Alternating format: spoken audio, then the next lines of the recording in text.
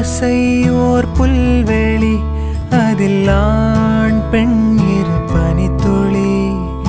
பூமீது தூங்கிடும் ஒரு பூங்காற்று போலவே ஓரிங்காரமே இரு நெஞ்சில் மௌனமாக கேட்குமே.